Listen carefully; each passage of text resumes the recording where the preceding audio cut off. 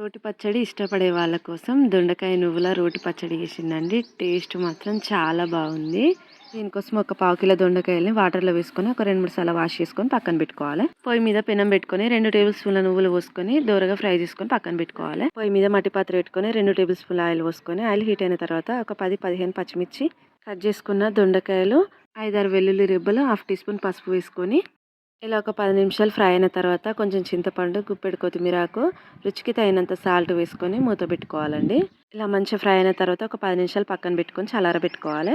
ఇప్పుడు రోట్లో ముందుగా వేయించి పెట్టుకున్న నువ్వులు వేసుకొని ఒకసారి దంచుకున్న తర్వాత వేయించుకున్న పచ్చిమిర్చి, దొండకాయలు కూడా వేసుకొని మరోసారి దంచుకోవాలండి. ఇలా పచ్చళ్ళు వేసుకునేటప్పుడు మిక్సీ జార్లో కన్నా రోట్లో వేసుకొని దంచుకోండి. దాని టేస్ట్ చాలా బాగుంటుందండి. దాని మీద మట్టి పాత్ర పెట్టుకొని 2 టేబుల్ స్పూన్ ఆయిల్ పోసుకొని ఆయిల్ హీట్ అయిన తర్వాత ఆవాలు, జీలకర్ర వేసుకొని 7-8 వెల్లుల్లి రెబ్బలు, 2 ఎండుమిర్చి, కొంచెం కరివేపాకు వేసుకొని ముందుగా దంచి పెట్టుకున్న పచ్చడి ఇందులో వేసుకొని పోపు మొత్తం కలిసేలా కలుపుకోవాలండి. అంతేనండి, మన దొండకాయ నువ్వుల రోటి పచ్చడి రెడీ.